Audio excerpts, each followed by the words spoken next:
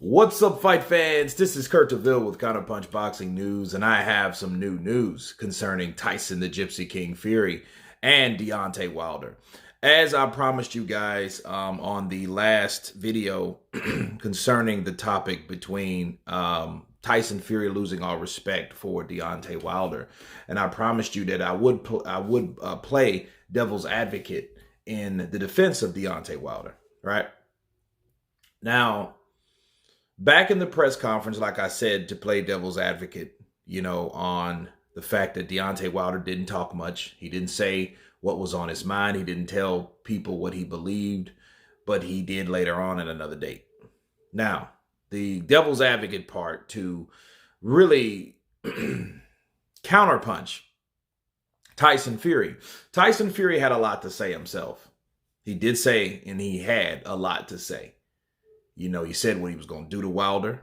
He said that he's going to run over him like a Mack truck to a human being or whatever.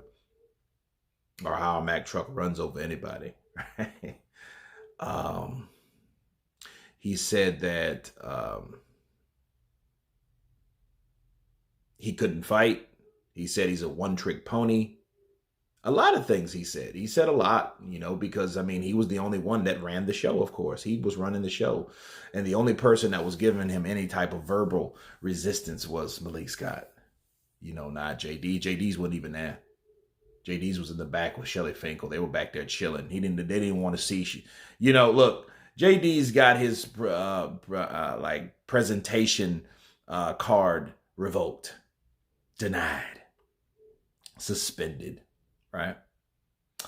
And so he wasn't there. It was just Malik Scott and Deontay Wilder. Right. And to play devil's advocate, the things that Tyson Fury said during that press conference, none of them alluded to cheating. See, here's the thing. Here's the counterpunch, though. Tyson Fury knew what Deontay Wilder said about him. He knew what people said about him before Deontay Wilder said what he felt he believed about him. Right? He said all those things. He called him a cheat. He called him this. He called him that. Right? And then the funny thing is, why didn't Tyson Fury bring that up himself? People say, well, why did Deontay Wilder bring it up? But then here's the thing. Tyson Fury should have too. See, that's one thing that people are not looking at. So you got to be fair and you got to look at things on both sides. See, Tyson Fury was a guy that was lied on, right? He was a guy that's been lied on and lied about. And when you know someone's telling a lie on you, okay, now you're responsible for clearing that shit up. You're responsible for, first of all, bringing it out in the open. Okay, you know how stuff starts. You know how rumors start. Backbiting. How people say, hey, Kurt did this. You know what I mean? Hey, Kurt stole that car down on 9th Avenue. Right? So cops come to your car looking for it, take you to jail. Giving you guys an example. Take Kurt to jail. And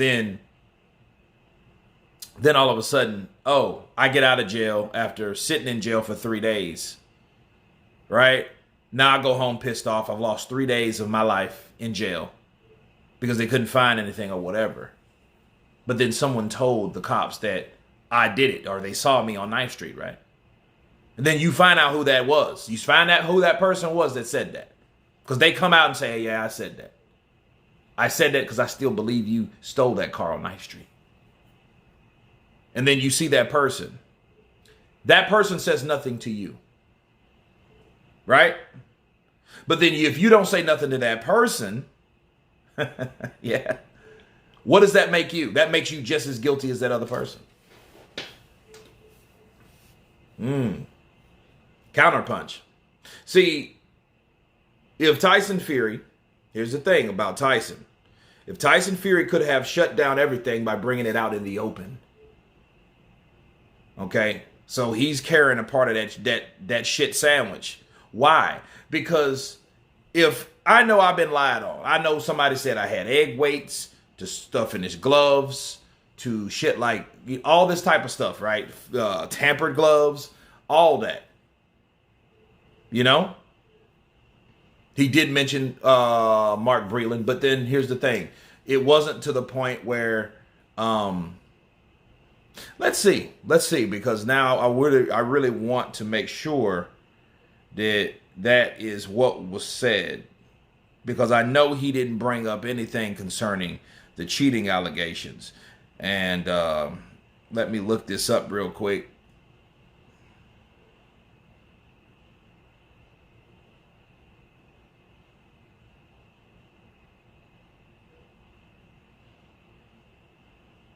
Because I know Tyson Fury said that he called him an excuse maker. Let's see.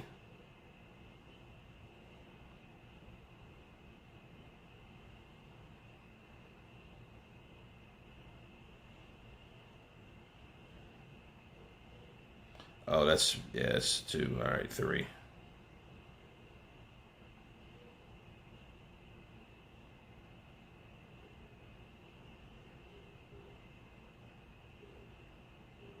All right, let's see. Tell it to tape. You got all this useless bullshit here, though. All right, let's see.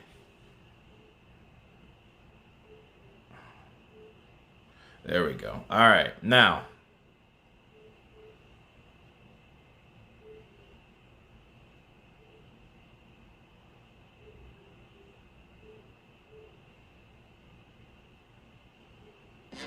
Introducing. Okay. Gotta love ads, people. Ads make the world go round, right? All right, now I've looked up the press conference. There's nothing, Bragg. This shit happens in boxing. Of course. So, well, you're bringing that up as if, like, you brought it up. You said I popped your eardrum. I didn't mention it. No, but you just said, well, if he can bust up and... Okay, that's when he From the was. last fight has took an emotional, physical effect on his life. I was worried about Deontay Wilder for quite a while after the defeat that I gave him. And obviously he's doing his little thing with his earphones on and doesn't want to answer any questions. That's up to him, but I'm here to promote a fight and talk to the press, what I always do.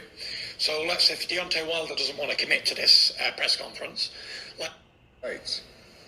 It's hard to take Let's see. Teacher, and that makes them, and it makes it work for them. So our chemistry is firing on all cylinders on both sides. Let's see. So what kind of imprint do you see your... Good afternoon, everybody. Morning. I don't know what time it is. Afternoon. Firstly, I'd like to say congratulations to Deontay Wilder for finding his Lord and Saviour Jesus Christ. Before the last fight, he was comparing gods, and we know my God won, so congratulations. And after all this bloodshed stuff, not so certain. Heard it all before, to be fair. Said all this last time. Decapitation and bloodshed and all that.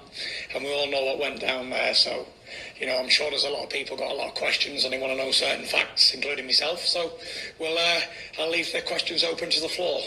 Keep it short and simple from me. Thank you very much.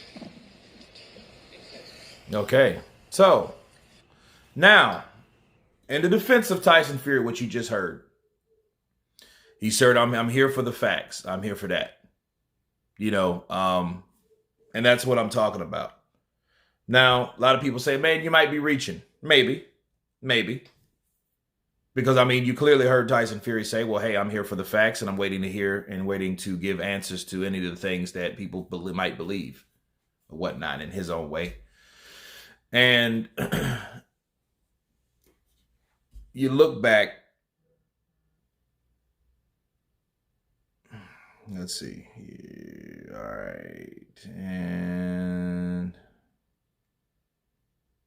Gonna be Deontay Wilder, so yeah, it's his turn again. Let him get another good hiding, and we'll see if he wants a fourth rematch after this one. Maybe a 7th, 10th, 72. Who knows? It might go on forever. I think a lot of people think it could be headed in that direction depending on how this fight goes. yeah, see, that type of shit makes me mad. That, like, I had to counter that real quick. Nobody wants to see a fucking fourth fight unless Wilder knocks his head off. But then if that's the case, you know, like he said, this could go on forever. That means that, you know what? That's not cool. That's not cool. I got a video already that I'm gonna drop for you guys concerning how that ain't cool and why that really ain't cool. So I'm not gonna waste time on this. We're in for some other answers. So let's listen. Look, I mean, we go through COVID, all this time outside of the ring, outside of fighting, long layoff, nothing that you haven't done before. But how do you continue to keep your mental health strong through everything that you've been going through in this point to get you ready for this third fight? Yeah, I just keep training, stay motivated. Every day I wake up, it's a blessing. Literally around 3 a.m. or 4 a.m., Deontay was already putting his plan into play on what he wanted done, how he wanted to, rededicate himself, how he wanted to do everything correct to get the title back. And he's done that, and I'm expecting him to win and win in grand fashion. Why do you think that Deontay doesn't want to answer any questions up here today? Well, number one, he's very stubborn. You know what I mean? Even though he's rededicated his life and everything to the craft, he's very stubborn. But like most legends or like most gifted people, they have their things with them. Like even Fury, he has his things with him. A lot of people think he's crazy. Most people that are like that. Marvin Gaye is one of my favorite artists of all time, musician-wise. He had his thing with him. Michael Jackson, these people have their thing with him. But what I do, as long as Deontay give me what I want in the gym, as long as he give me what I'm asking for when he's sparring, I don't care about the stubbornness. We're going to get this work done because we got a big task ahead, and it's my job and his job to make sure.